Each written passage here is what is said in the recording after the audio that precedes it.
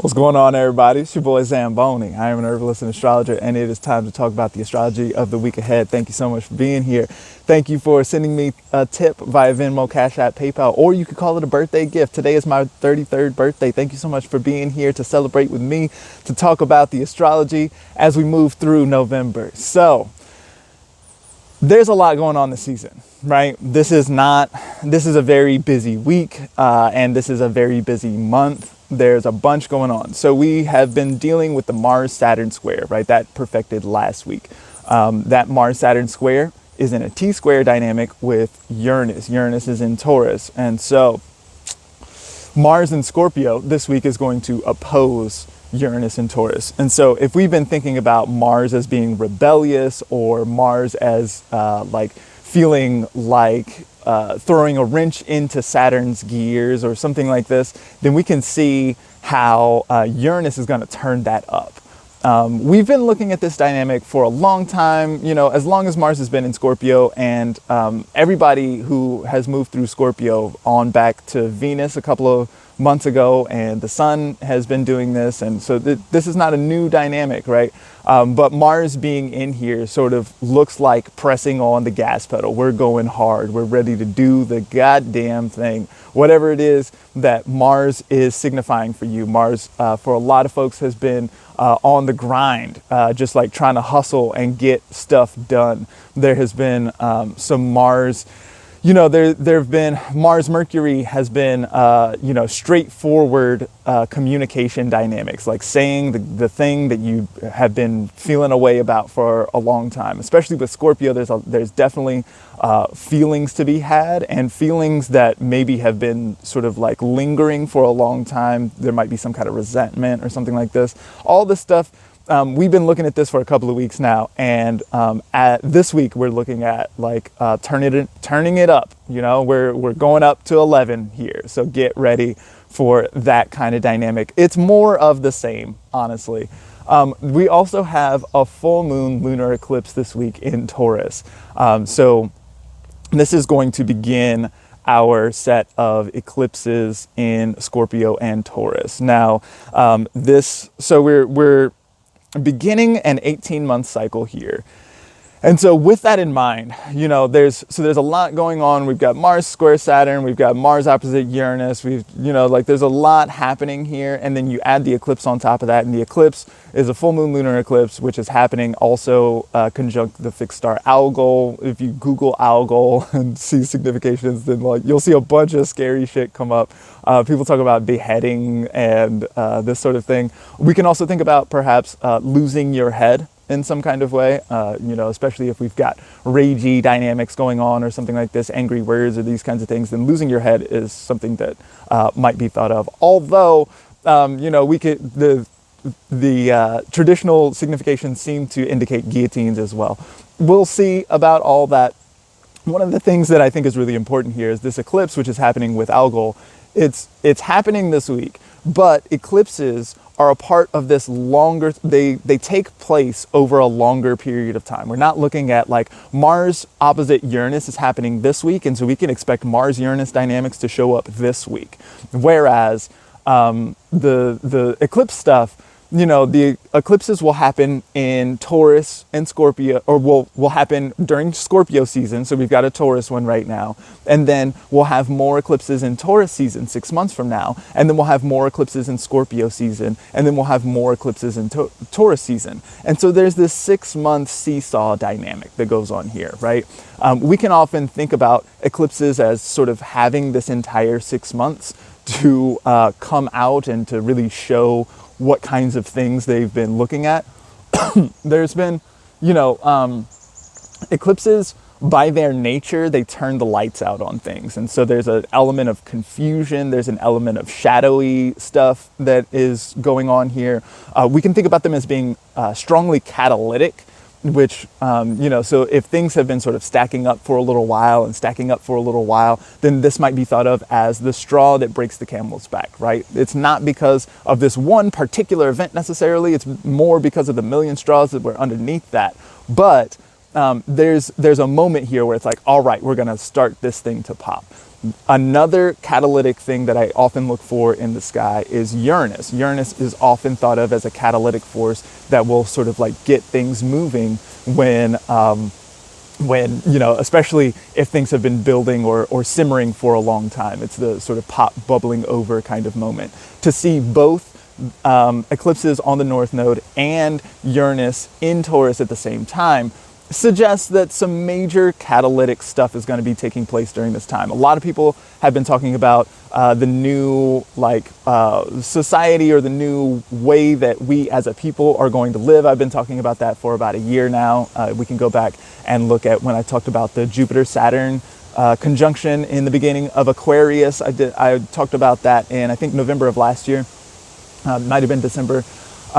So we've been talking about this new paradigm for a little while, right? And so there's always a kind of like the old thing bleeds into the new thing, and there's this kind of like period of like wonkiness, like what's happening here? Are we really gonna transition to the new thing? Can we maybe try to just like do the old thing like another time or something like this? And I feel like this week we are getting the things that are going to start to show us that the old way, that's simply not what we're doing anymore. We are moving toward the new paradigm, whatever that might be. And so I've been encouraging us as a community to really think with the new paradigm and how we're going to work with that and to prepare for that and these kinds of things. This week we expect the catalyzing forces to sort of show up. But again, not necessarily only this week, right? The eclipses speak to this longer cycle. We can think about 6 months between this eclipse and the next set of eclipses that we're going to have in Scorpio and Taurus. This is just our first in an 18-month cycle, and we're not going to get another one on this axis until we get to Taurus season. So there'll be this 6 months in between, and then we're looking at 18 months of the nodes in Scorpio and Taurus. Now, fun fact, the nodes are not actually in Scorpio and Taurus yet. They're still at the beginning, because they move backwards, of Sagittarius and Gemini. And so, but they're sufficiently close that the full moon is going to be eclipsed. So this is something that we're gonna start to see these things happening, and we've got the Mars Uranus, which feels like matched to a powder keg, but we're not going to be really feeling all of the ramifications this week. And so as we're thinking about predictions for this week or ways to be with this week, then there are a lot of people who are saying some super dire stuff about this algal conjunction and beheading and whatever, right? And it's not that it's not that, right? But we don't necessarily need to expect the whole sky to fall before Sunday happens, you know, like there's a lot that's going to be taking place here, and it's not all going to happen at the one time. So and an important thing I think to remember, one other thing that's going on here is, so Mars is opposite to Uranus, right? Mars is Scorpio, opposite Uranus and Taurus. Uranus and Taurus is ruled by Venus. What's going on with Venus right now? Well, Venus is in Capricorn, making an exact sextile to Mars and a trine to Uranus. So really, we see the ruler of Uranus in a sympathetic position to that Mars. And so even though we see Mars-Uranus conflict, or the metaphor has been so explosive, right? The idea that Mars, who wants to light the fire, and then Uranus, who is so sudden, it wants to like pop in some kind of way, right? But to see this Venus here kind of smoothing it out in some kind of way, especially because this Venus is going to be moving retrograde in a month's time, and then is going to go in, then in the new year is going to go forward again with Mars in this same position, making a trine to Uranus. And the whole time we're looking at a trine aspect, right? When I think about trines and sextiles, these are soft aspects. We're looking at confluence, we're looking at togetherness, we're looking at stability, we're looking at harmony, especially with Venus there. Venus is such a harmonizing factor. If we were thinking about Venus in an herbal formulation, we could think about like licorice or something like this, right? The sweet flavor that then goes on to harmonize everybody, or salt that, you've been putting all your spices in together, and then the salt is the thing that really makes everything delicious. Venus is like this. And so we've got some spicy stuff going on, right? It's not like easy spices like, like the parsley and the cumin and stuff like that, right? We've got some cayenne in the mix here, right? If we're thinking peppery Mars, like get it poppin' sort of stuff. But seeing Venus in this position makes me think that at least this rebellious dynamic in the sky is in some kind of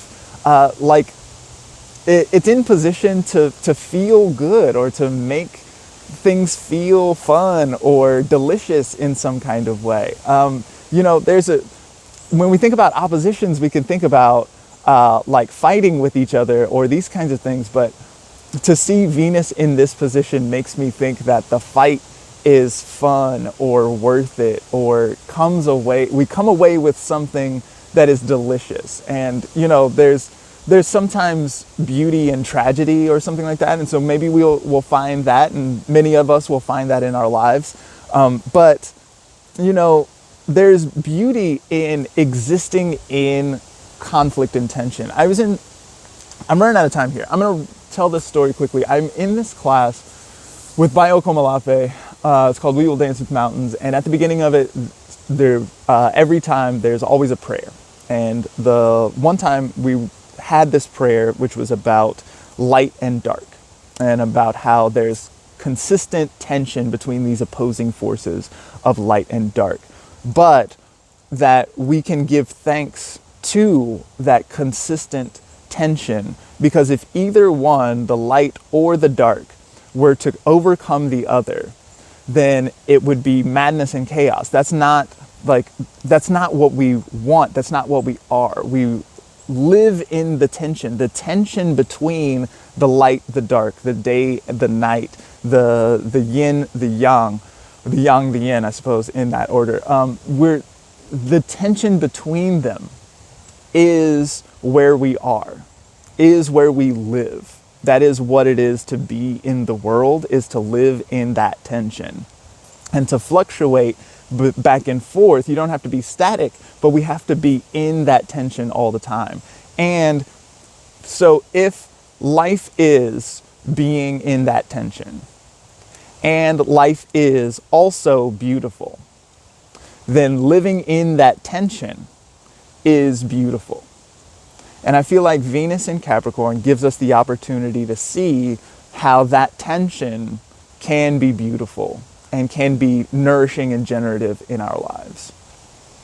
This is my prayer to you. I hope you enjoy the content that I'm talking about. I hope you enjoy your week. This looks fun. It looks like it wants to be sexy, maybe. Like, follow your heart, do the thing that's right for you, rest properly. You know what it is. Thank you so much for being here. I appreciate all of y'all, and I look forward to seeing y'all next time. Bye.